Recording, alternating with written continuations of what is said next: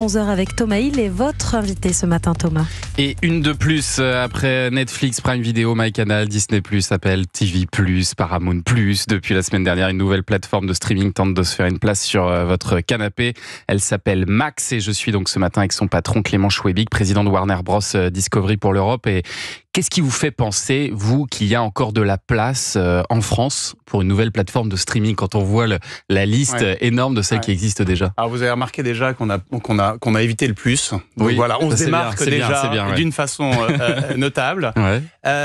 Écoutez, on pense parce que ça fait 100 ans qu'on produit, qu'on raconte des histoires via le studio légendaire Warner. Ce qui veut dire que vous avez un gros catalogue. Donc on a un catalogue important de films de légende qui va de Casablanca à Mad Max en passant par les Stanley Kubrick et autres. Et donc on a ce catalogue fabuleux auquel se rajoutent les séries HBO qui est l'inventeur en fait des séries telles qu'on les regarde maintenant, et des séries premium, des séries événements. Et donc il y a Sopranos, il y a Game of Thrones, et puis là récemment on vient de lancer hier House of the Dragon. Deuxième saison. Et alors vous êtes déjà lancé aussi dans plusieurs territoires. Il y a combien d'abonnés à Max aujourd'hui? Alors on a aux alentours de 100 millions maintenant dans le monde. On est présent dans 65 pays et la France est le dernier lancement. Pourquoi aussi tard d'ailleurs en France? Parce qu'on a attendu d'être prêt. C'est un territoire compliqué, la France? Tous les territoires sont compliqués d'une manière ou d'une autre, et on voulait être prêt, et là on était prêt, on est content parce qu'on a cet événement de House of the Dragons qui vient de sortir, et puis aussi on va pour ceux qui ne connaissent pas, c'est la suite de Game of Thrones. Exactement, donc on replonge dans l'univers de donc c'est aussi pour ça que vous attendiez un événement fort en France? On attendait un événement fort qui est celui-là, et puis aussi on a via une offre sport sur Max qui est un élément de différenciation important, une offre sport et tout notre contenu Eurosport qui va arriver. On est les détenteurs de l'exhaustivité de l'intégralité des Jeux Olympiques. On va offrir à tous les abonnés Max. Donc voilà, le timing est pas... Mais les Jeux Olympiques, on les a aussi sur France Télévisions gratuitement. Qu'est-ce qui fait qu'on irait sur Max et qu'on paierait donc un abonnement pour suivre les JO? Alors vous l'avez partiellement, parce qu'en fait France Télévisions a France 2, France 3 et un canal numérique, alors que nous on va offrir l'intégralité des Jeux Olympiques. On parle de 3800 heures de contenu en direct qui va être proposé à tous les abonnés Max.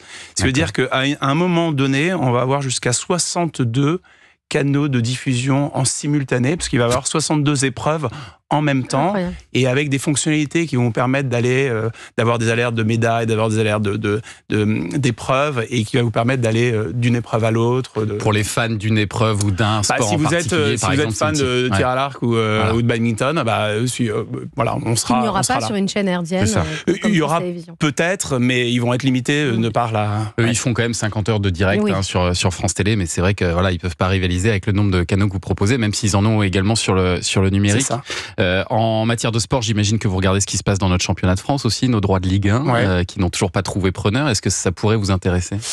Écoutez, nous, on a eu le foot il y a un certain temps sur Eurosport, donc on ferme jamais la porte à n'importe quel sport. Maintenant, on s'est vraiment trouvé avec Eurosport, et on a l'année dernière eu les meilleures audiences depuis 10 ans. On a 7 millions de téléspectateurs en moyenne sur Eurosport, avec une destination pour le tennis, une destination pour les sports d'hiver, pour le cyclisme, pour les sports mécaniques. Donc voilà. Et est-ce qu'il y aura des productions françaises sur Max? Tout à fait.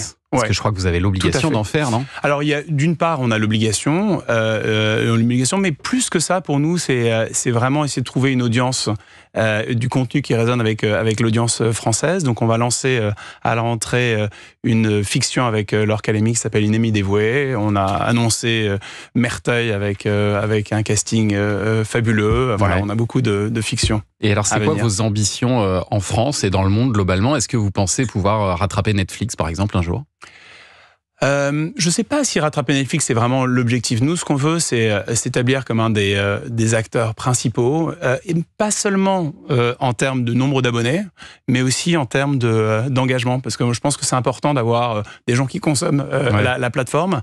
Et on a, entre HBO, Warner Bros, la fiction française, le sport, un vivier de contenu qui, j'espère, et on s'en parlait des contenus jeunesse et autres qu'on a. Pour l'instant, c'est 6 € par mois avec de la pub, comme Netflix d'ailleurs. J'imagine que c'est amené à augmenter dans les années à venir. C'est en général ce qui se passe, non ? On verra.